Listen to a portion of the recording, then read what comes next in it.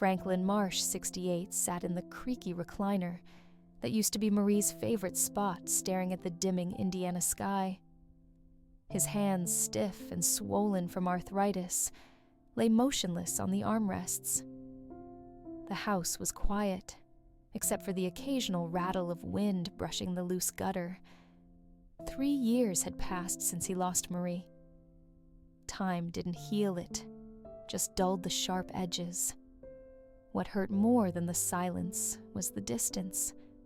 Not the kind you measured in miles, but the kind that grew in the absence of kindness. Earlier that week, Franklin had nearly clipped a neighbor's mailbox backing out of his gravel driveway. His night vision was shot. He hadn't told anyone, not even Nina, because what would be the point? Still, it was enough of a scare to make him bury the keys in the back of the junk drawer and admit what he'd been dreading. He couldn't drive anymore. That Sunday, he picked up the phone. It was laundry day at Nina's house. She'd be home. He rehearsed what to say. "I'm not asking to live with you, just thinking of moving closer. Maybe a small apartment nearby. I could still see the kids sometimes, maybe help out." He dialed heart-pounding in a way that embarrassed him. "Hey, Dad." Nina answered a little rushed. "Everything okay?" Franklin swallowed. "Yeah, I'm fine. Just wanted to run something by you." "Sure. What's up?" He explained calmly, gently, that he couldn't drive, that the grocery store was too far, and he didn't want to rely on strangers or wear out his welcome with neighbors. That he was thinking of selling the house, moving somewhere smaller, maybe Cincinnati near her. There was a pause. Then he heard it. Darren, her husband, loud and unmistakable. "We're not opening a nursing ward, Nina. He'll figure it out." Franklin's jaw clenched. He waited, expected Nina to shut him down, to say something, anything to Darren. But she didn't. She let the silence stretch, then sighed. "We're just really busy, Dad. The kid's Darren's job. I don't know if we can deal with that right now." "Deal with it," she said, like he was a broken sink or a forgotten errand. Franklin's throat tightened, but his voice stayed calm. "I understand," he said. "Thanks anyway." Then he hung up. He didn't cry, didn't yell. He just sat there as the sun dipped low, washing the room in a golden sadness. Every corner of that house carried Marie's touch, the wallpaper. She picked the dent in the hallway, where she once dropped a cabinet door, the smell of cinnamon from when she baked. Now it all felt like a museum of a life that no longer welcomed him. The next morning, he called a real estate agent. "Hi," he said, voice steady. "I'm thinking about selling. Can you come by this week?" She did. Young, sharp professional. Said the place would sell fast, and she was right. Within 4 weeks, it was gone. A retired couple from Texas bought it in cash. Franklin didn't tell Nina, didn't see the point. He found a 1-bedroom apartment in Lafayette, close to a clinic, a grocery store, even a small diner where the waitress called him honey on his first visit. It was small, but it was enough. It was his. Then he visited his lawyer. The will had always left everything to Nina, house truck savings, the works. But things had changed. She made her choice. Now he was making his. Half of everything would go to a local charity for elderly veterans. The other half to a nonprofit that supported seniors without family. His truck. He'd figure that out later. Franklin didn't make the change out of spite. It wasn't revenge. It was clarity. A kind of quiet, knowing that your love deserves better than silence and convenience. Franklin Marsh wasn't a man who needed much. Never had been.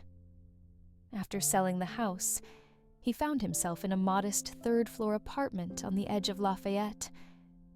It wasn't glamorous. The carpeting had seen better days, and the radiator knocked like it was owed money.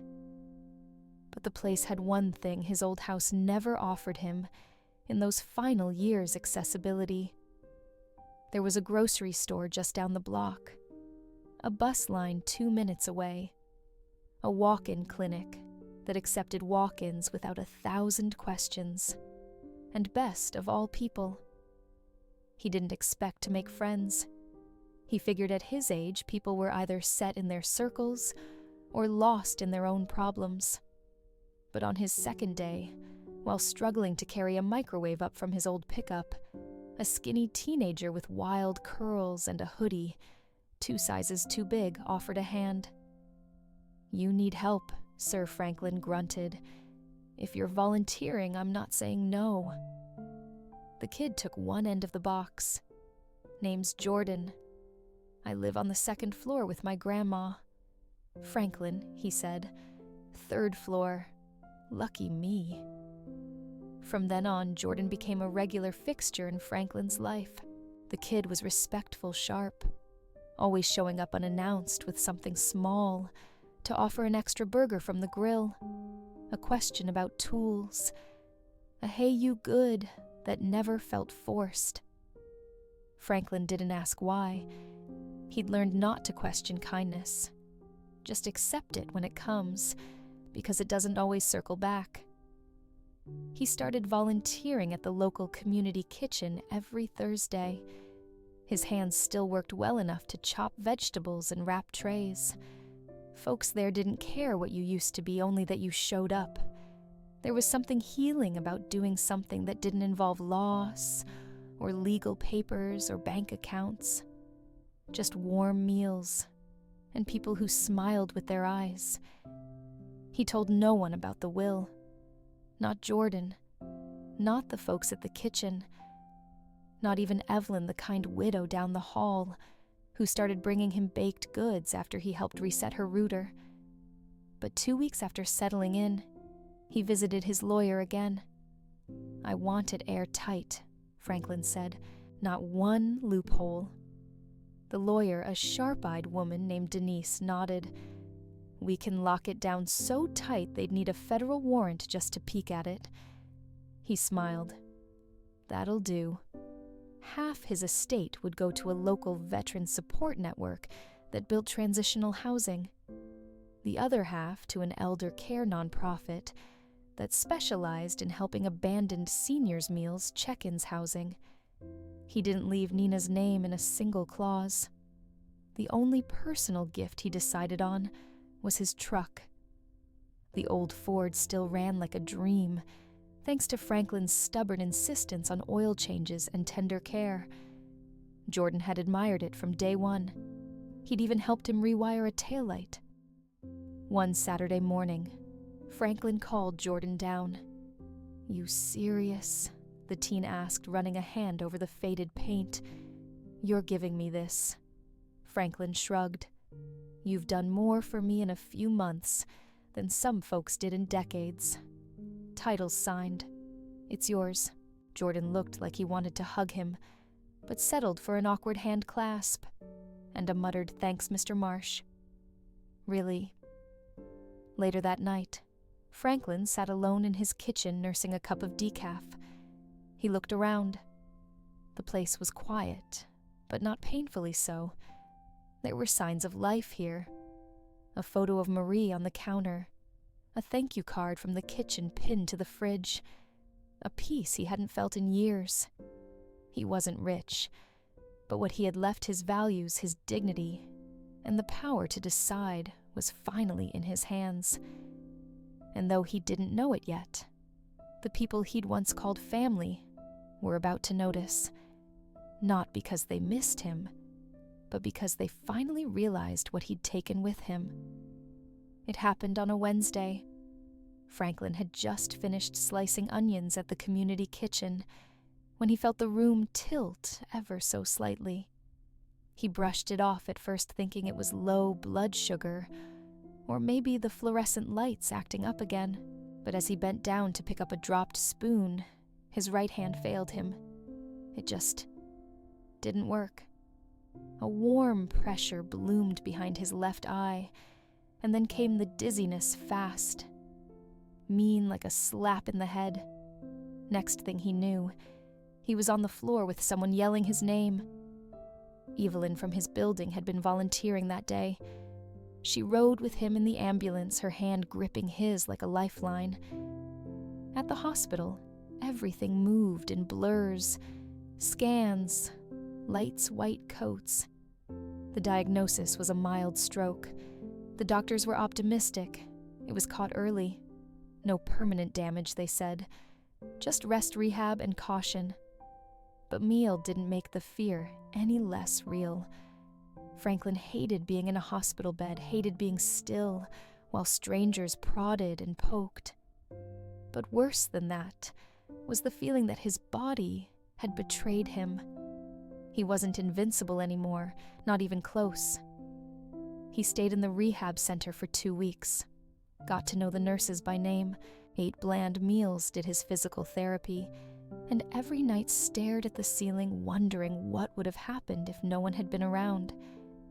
He could have died on that floor, and no one from his own bloodline would have known for days.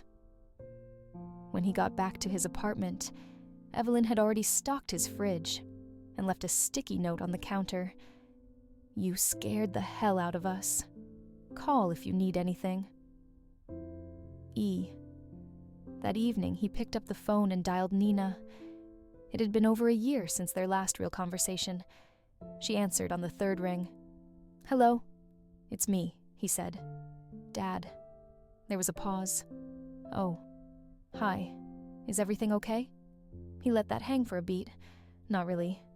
I had a stroke. Minor, they say. I'm back home now. Just thought you should know." Another pause. Longer this time. "A stroke." Her voice sharpened. Why didn't you call me sooner?" Franklin sighed. "Didn't see the point. Didn't think I was on your list of priorities." "That's not fair," she snapped. "No." He said, his tone calm. "What wasn't fair was me asking to be near you and being told I was a burden." There was a silence so deep he could hear the hum of her kitchen appliances through the phone. "I was just trying to give you space," she said quietly. "Sure," he replied. "Well, you got it. I also wanted you to know something else. I've changed my will." He heard her breath catch. What do you mean? You're not in it anymore." Her voice dropped to a whisper. "What are you talking about?" "I mean, everything I have is going elsewhere, to people who showed up when I needed them. Not family, not you. People who didn't treat me like a piece of worn-out furniture." Silence. A thick, suffocating pause that seemed to stretch the distance between them even more. Finally, she whispered, I didn't know what to say that day. Darren, he wasn't trying to be cruel. He didn't need to try, Franklin said. He succeeded anyway. "I'm sorry," she murmured. He nodded even though she couldn't see it. "I don't hate you, Nina. I just don't trust you anymore." She didn't reply. "I'm okay now," he said. "Just wanted you to know. Take care." He ended the call and stared at the phone in his hand for a long while. There were no tears, just a weight in his chest, the kind that comes when you finally say out loud what's been sitting inside too long. Franklin poured himself a glass of water and sat by the window. Outside, Jordan was trying to teach his cousin how to parallel park in the old truck. He chuckled, shook his head.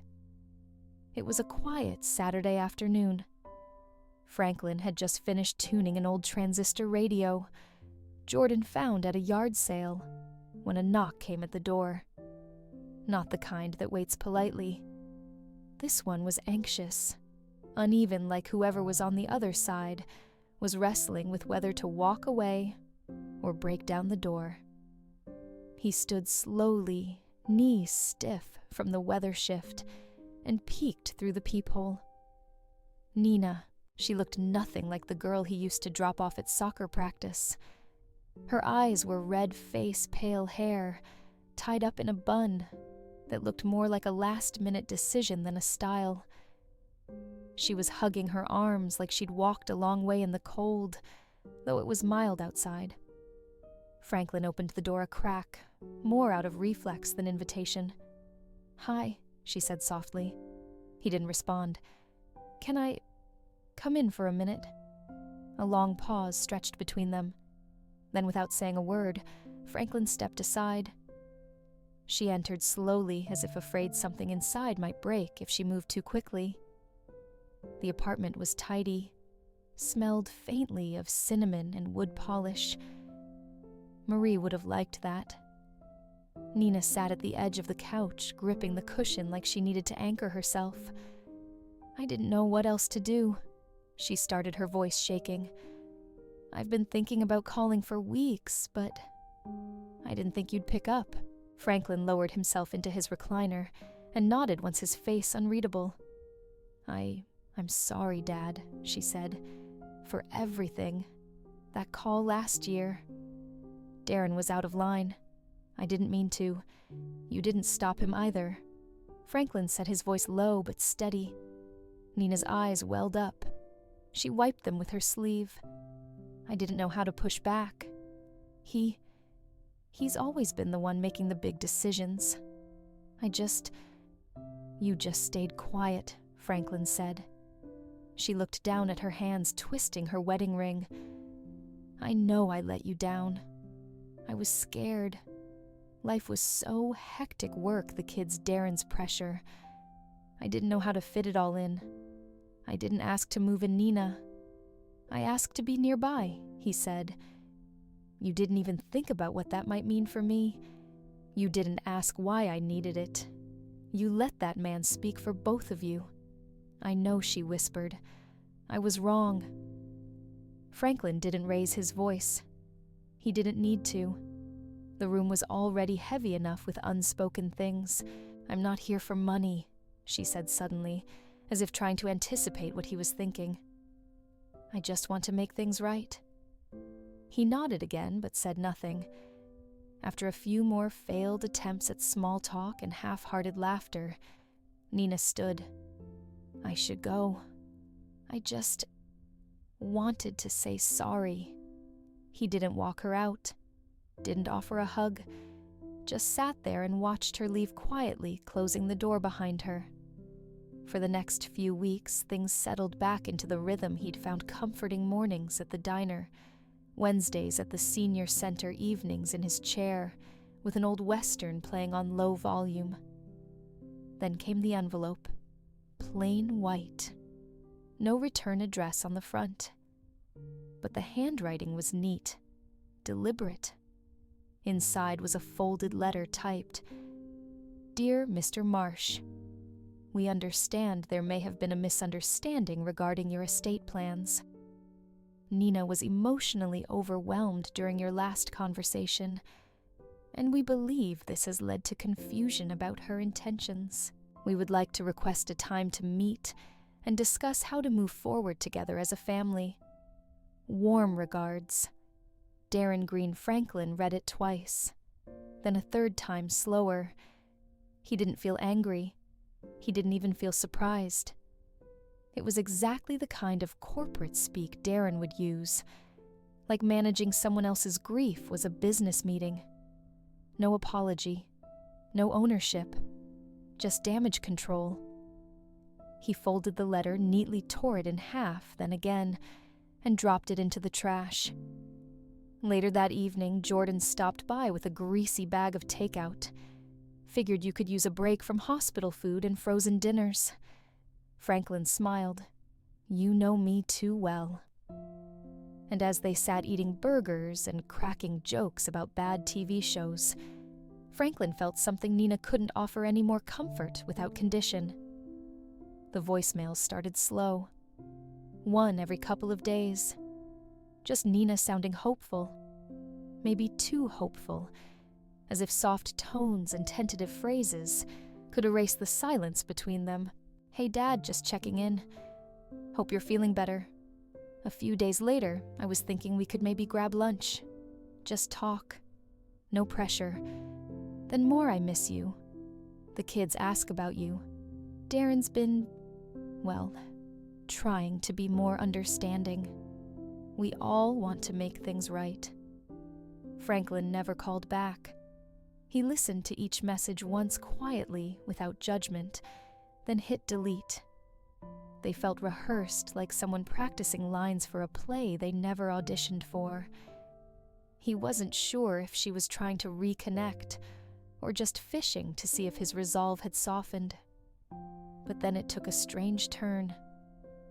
One afternoon, while picking up his prescription refills at the neighborhood pharmacy, the clerk looked up and said, "Hey, just so you know, someone was asking about your medications earlier this week."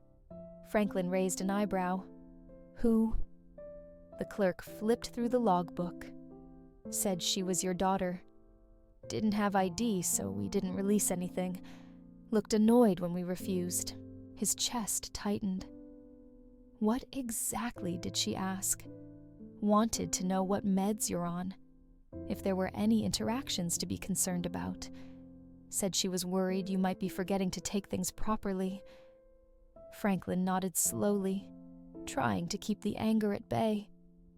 He thanked the clerk, took his bag, and walked out with a storm brewing inside him. The next morning, he called the pharmacy back and requested a privacy lock on his file. Only his name. No authorized family, no caregivers, no exceptions. Afterward, he called his attorney Denise. "Add this to the record," he said, "and let's do the same thing with my medical proxies. No access, no updates, unless they come with a court order." Denise didn't ask questions. Consider it done. It was strange, Franklin thought. They hadn't wanted him close when all he asked for was a zip code nearby. But now, suddenly, they wanted to know about his health. His prescriptions. It didn't take a genius to figure out why. Nina and Darren hadn't come around for him. They'd come sniffing around because they finally realized what they were losing. A few days later, Franklin's building manager caught him in the lobby. "Mr. Marsh, do you have a moment?"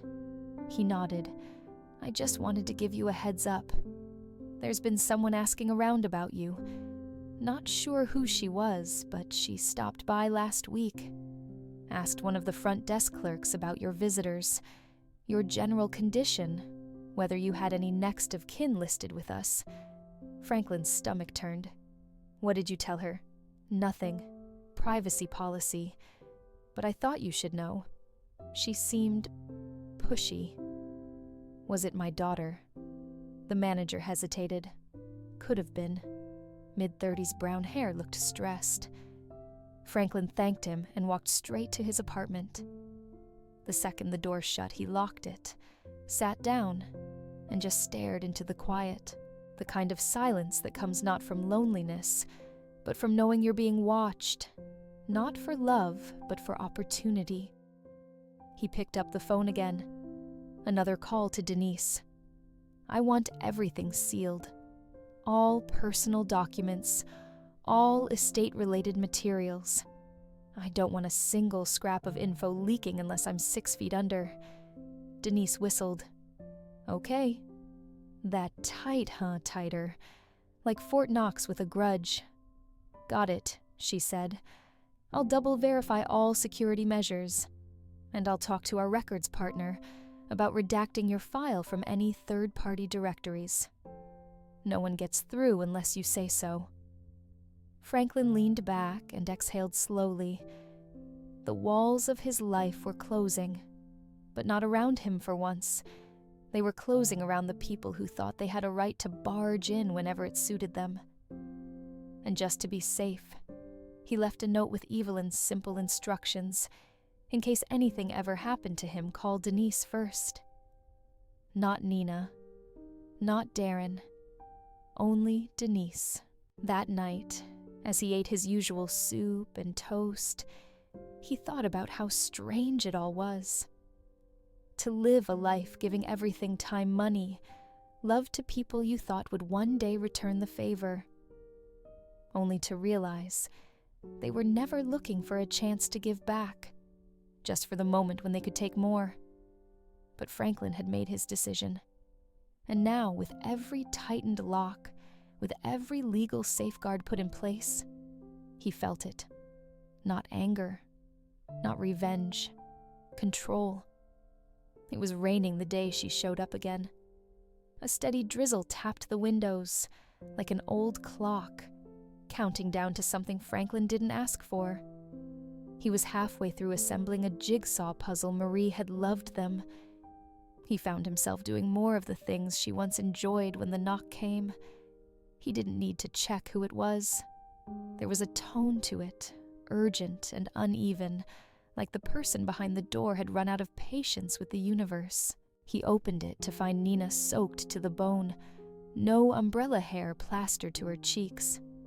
She looked older than her 38 years, worn down by something that went beyond the weather. "I need to talk to you," she said, voice cracking. Franklin stepped aside without a word. She walked in shivering, her wet shoes squeaking on the laminate floor. He handed her a towel, but didn't offer coffee. Didn't ask if she was hungry. She hadn't earned that warmth yet. She didn't bother sitting down, just stood there, towel clutched in her hands, eyes darting around the room like she couldn't look him in the face. "It's Darren," she said. "It's everything." He leaned back in his chair, waiting. She exhaled long and ragged. He's been gambling. Online poker crypto stuff, he's been calling it investment strategies for years. But it's not. He drained our accounts, Dad. The house is on the line. He won't admit how bad it is, but I found the statements. We're upside down on everything. Franklin stared at her, his face unmoved. "I didn't know what to do," she continued. "I didn't even know how bad it was until last month. I tried to ask questions, tried to push back. He got angry. I had to go through our tax files just to get a picture of it." "How much?" Franklin asked, voice level. She swallowed. "Over 300,000. A low whistle escaped him. Not mockery, just shock. He shook his head. "That's not a mistake. That's a lifestyle." Nina nodded, tears spilling. "I didn't come here to beg. I swear. I'm scared. I don't know what to do. I don't know how to tell the kids. They think everything's fine. Darren keeps saying we'll bounce back. He's living in denial." Franklin said nothing. "I thought you should know," she said. "I know you don't owe me anything. No." Franklin interrupted, voice quiet but firm. "I don't owe you anything." Nina froze. "I needed you once, Nina. I didn't ask for money. I didn't ask to move in. I just wanted to be closer. You turned your back. You let that man treat me like an inconvenience, and you said nothing." She covered her mouth, trying to hold back sobs. "And now," he continued, "when your world's on fire, you remember I exist. Not because you miss me, not because you want to fix what broke between us, but because you're sinking and you think I've got a rope." "That's not true," she whispered. He tilted his head. "Isn't it? I didn't know how to say no to him. I was scared of the fight of breaking the family. I kept hoping things would get better if I stayed quiet." "And they didn't," he said. She nodded slowly. "They got worse." Franklin looked at her, then not with rage, not even with sadness. Just a calm, heavy resolve. "I want you to understand something, Nina. You made your choice. You picked silence when I needed support.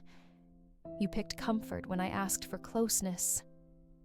And now you're here, because you have nowhere else to go.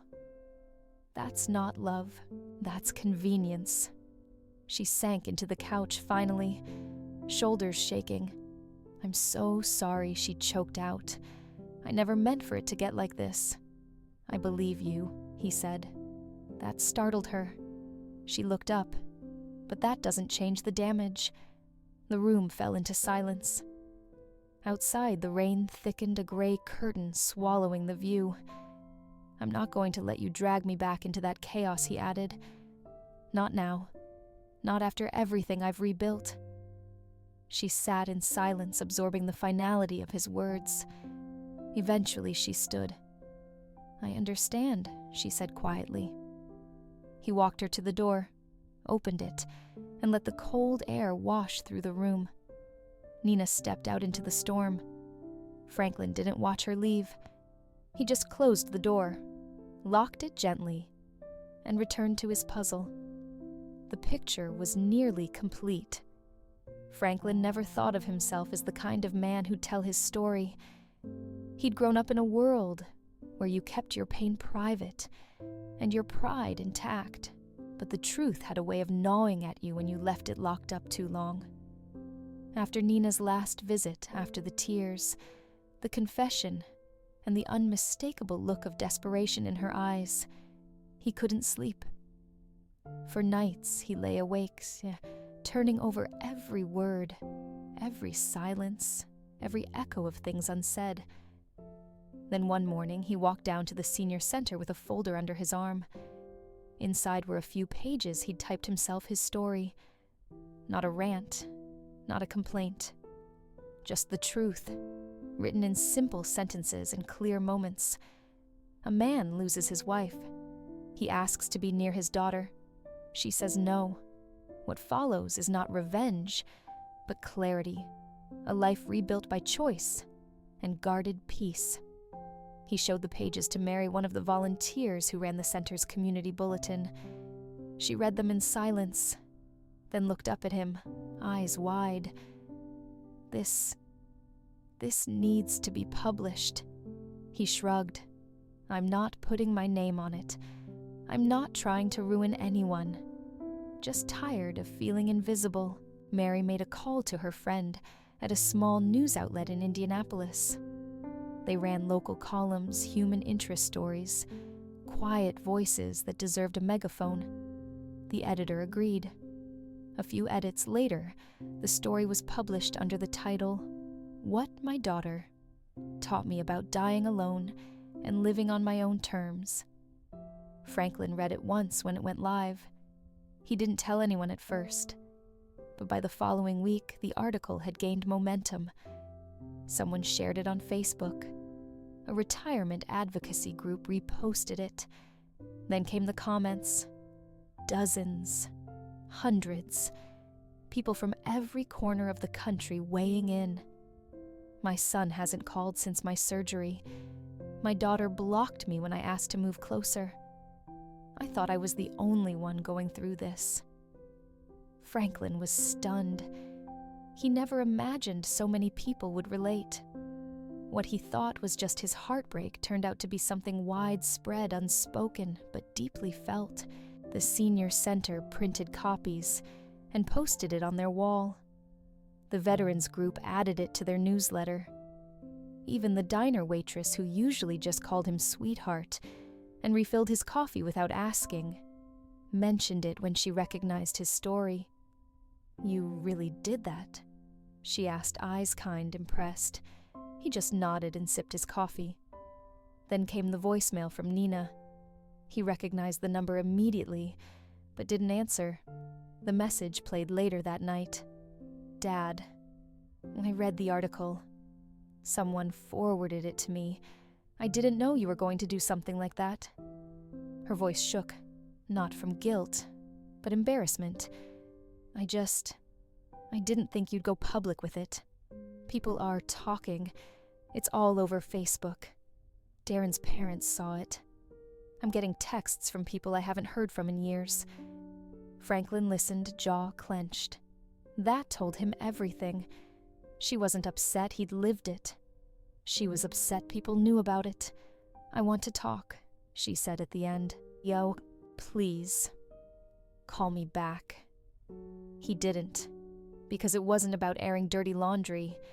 It was about lighting a signal fire, telling every other Franklin out there, you're not alone. That being old didn't mean being discarded. That being abandoned didn't mean you had to go quietly into the dark. The next morning, the news outlet called again. A radio station wanted to do a segment about the piece interview him, even just over the phone. He declined. The words had already done their job. Then came a package in the mail. No return address. Inside was a glossy brochure for an upscale elderly care facility, one of those private wellness residences that cost more than most people made in a year. Sleek images, marble lobbies, yoga rooms, smiling nurses. Tucked inside was a handwritten note. This could be a good place for you if you're still looking. We'd help with a deposit. Darren and Nina. No love. No. We miss you. Just names. And an offer. Franklin chuckled deep and low. He dropped the flyer into the recycling and the note into the shredder. He had no interest in a golden cage with velvet drapes. He already had everything he needed: a warm meal, good neighbors, and peace. And now, the world knew his truth. The day the Marie Grace Foundation launched was crisp and clear, the kind of Indiana morning Marie would have loved.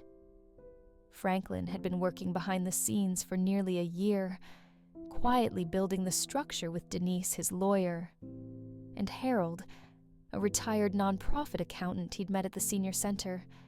No fanfare, no publicity stunts, just 2 desks, some dusty file folders, and a mission born from heartbreak. Named in memory of his late wife, the Marie Grace Foundation had one goal: to support elderly people abandoned by their families. Not just financially, but emotionally, socially, practically. It would fund meal programs, housing initiatives, and small emergency grants. But most of all, it would reward what Franklin valued most now: presence. The people who showed up, the caregivers, neighbors, nurses, and kind strangers who gave when they had nothing to gain. We can't fix everything, Franklin told Harold during one meeting, but we can make sure someone who's been forgotten doesn't have to feel alone when it matters most. The foundation went public quietly. A simple announcement on its website, a press release to a few regional outlets, and a printed flyer posted at senior centers across 3 counties. The website told Franklin's story not in detail, but enough. Enough for people to understand where the fire came from. Denise had been careful with the wording, but Franklin insisted on one thing: truth. "I don't want vengeance," he'd said, "but I want the truth on record." So they named Nina, and Darren not cruelly, not accusingly, but factually. The story read: the Mary Grace Foundation was inspired by one man's journey after being turned away by his only daughter and son-in-law when he asked to move closer in his time of need. Rather than allowing that moment to define the end of his life, he chose to redefine it. In honor of his late wife, Marie Grace Marsh, he dedicated his estate to those who show up not just in blood, but in action. That paragraph spread like wildfire online. News outlets picked it up again this time, with the name of the foundation, and Franklin's full name included.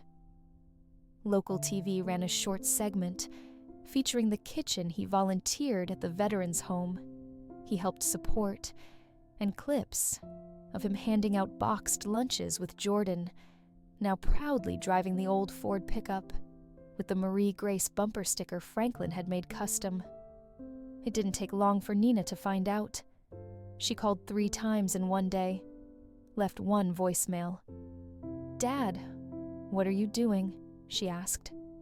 Voice raw, almost panicked. "You named us.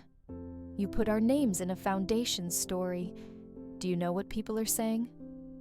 Franklin didn't return the call, because yes, he knew exactly what people were saying. And this time, it wasn't about shame. It was about honor He had turned his story into something greater than his grief. The donations started small, 100 here, 50 there, from people who'd read the article, watched the news clip, or passed by the flyer at the clinic. But the real power was in the message. Local donors began contributing monthly. A regional credit union offered a matching grant. Even a high school civics class raised funds with a Grandparent Appreciation Day fundraiser and sent him a card signed by every student. And every time Franklin walked through the senior center, someone clapped him on the back or called his name from across the room. "Hey, you're the guy who started that foundation, right?" He'd nod, smile, and wave it off. Just did what needed doing, but deep down, he knew this wasn't just about fixing a wrong. It was about proving that love didn't have to die with disappointment, that you could build something powerful from rejection. On the day the Marie Grace Foundation opened its first emergency shelter wing for elder care, Franklin stood quietly in the back of the room while reporters snapped photos of the plaque that read, "The Marie Grace Wing, for those who showed up, when it counted." He didn't speak at the podium. He let Harold do the honors. But after the event, a young caregiver approached him, someone he'd never met. A woman in her late 20s, tired eyes, work clothes, stained with the sweat of a long day. "I take care of my mom full-time," she said. "She has early onset dementia. I work nights and sleep when I can. No one ever tells you thank you." Franklin looked her in the eye. "Thank you." She smiled teary-eyed. "Your story gave me hope." As she walked away, Franklin felt something he hadn't in a long time, peace that wasn't fleeting. It was a Sunday morning when she came again. The knock was softer this time. No desperation, no rush, just the tap-tap of someone who didn't know if they'd be welcomed or turned away. Franklin opened the door slowly, bracing himself. And there she was, Nina, shoulders hunched, face pale, eyes swollen with the kind of tears that had dried and returned more than once. She looked thinner, worn down, older. "Hi, Dad," she said quietly. He didn't answer but stepped aside. She walked in with hesitation, like the place might reject her too. The silence stretched between them as she sat on the edge of the couch, wringing her hands. "I know I shouldn't be here," she began, "but I didn't know where else to go." Franklin stayed standing. He didn't offer her tea, didn't ask how she'd been. He simply watched her carefully, like a man inspecting damage that had already been appraised. "We're in trouble," she said. "Serious trouble." Franklin nodded just once. "I figured. Mark lost his job," she said. "They're going after the house. The kids. They don't understand what's happening. They ask why we can't go out anymore, why Daddy's always angry. Emma cries at night. Liam won't talk to anyone." She paused, trying to hold it together. "They think you're mad at them," she whispered. Franklin felt that one like a punch to the ribs. Emma and Liam, his grandchildren, the only innocents in this mess. He hadn't seen them in nearly 2 years, not since he was dismissed like a service request over the phone. "I'm not mad at them," he said. Nina looked up quickly. "Then please, just help us. Not for me, for them. I know I don't deserve it, but they didn't do anything wrong." Franklin moved slowly toward the table, where a folder sat thick and freshly stamped. He placed it down, opened it carefully, and slid a single page across the table. "What's this?" she asked. He tapped the headline gently.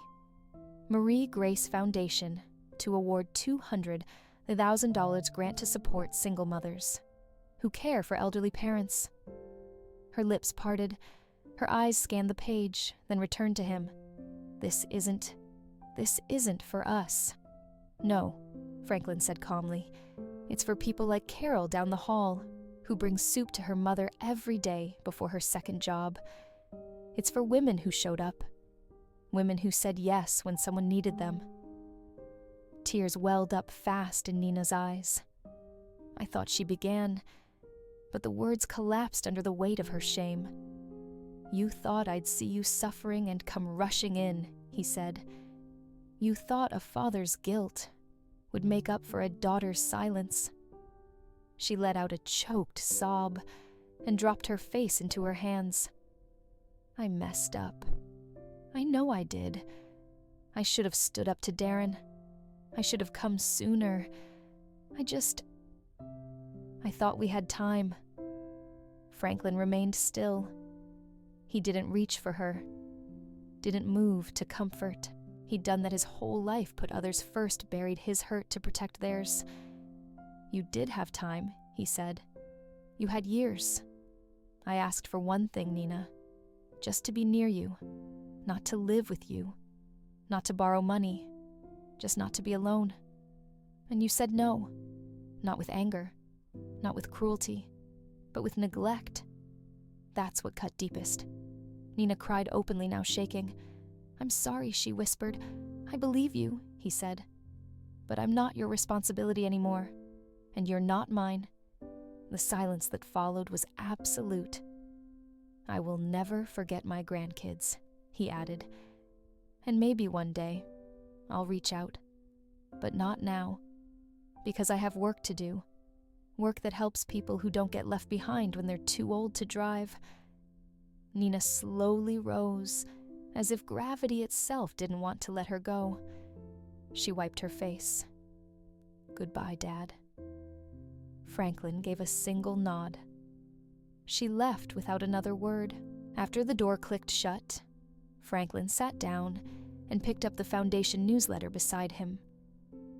On the front was a picture of the first family receiving aid, a young mother with tired eyes, her arm wrapped around her aging father, both smiling, both seen.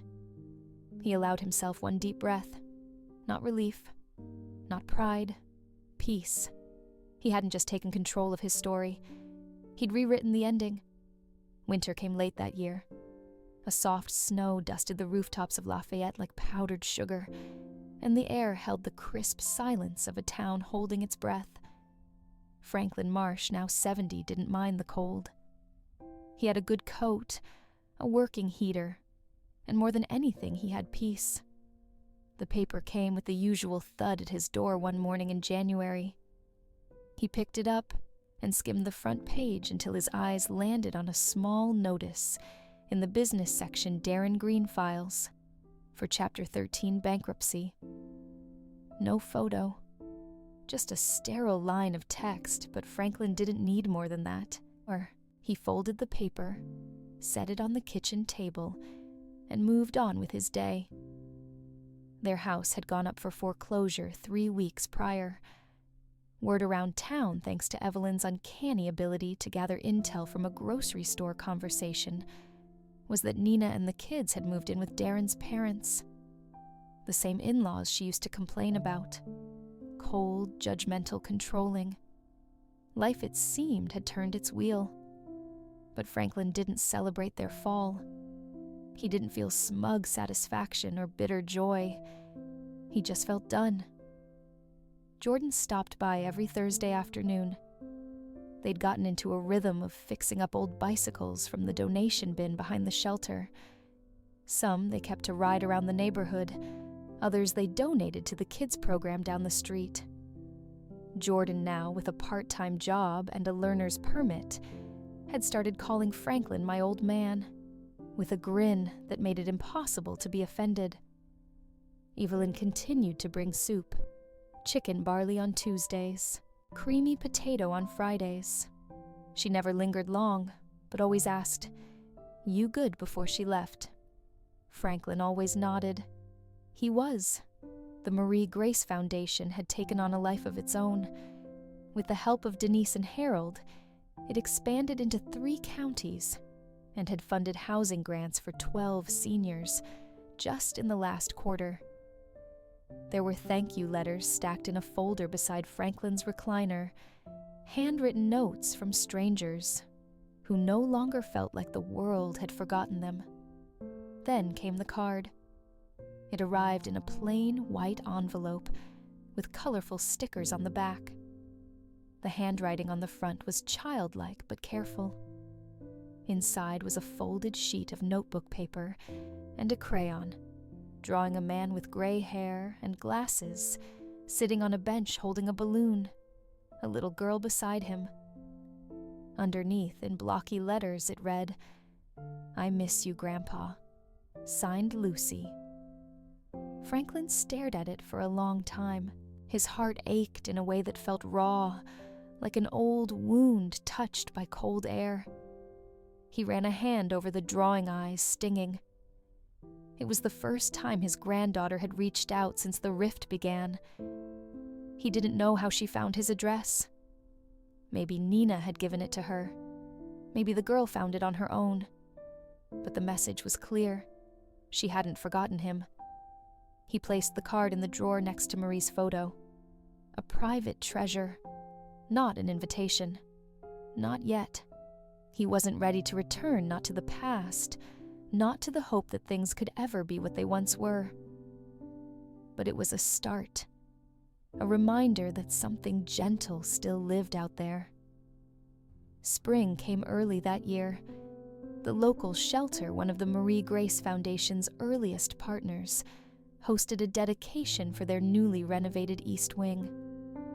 Franklin attended quietly, wearing his best jacket and sitting in the back row. The plaque read, "The Marie Marsh Wing," in honor of enduring love and second chances. Harold gave a short speech, thanking Franklin, recounting the story in his careful way, without scandal, without bitterness, just truth wrapped in grace. When it was over, a young man approached Franklin, maybe in his early 30s, nervous. "Are you Mr. Marsh?" he asked. Franklin nodded. "My mom was one of the first people your foundation helped. She's in a safe place now, stable, happy. I just wanted to say, thank you." Franklin shook his hand, no words needed. He had rewritten his story, not with revenge or rage, but with purpose. He chose peace over guilt, legacy over regret. And in doing so, Franklin Marsh didn't just change the ending of his own life, he changed the course of others. All because he chose to give everything to those who showed up.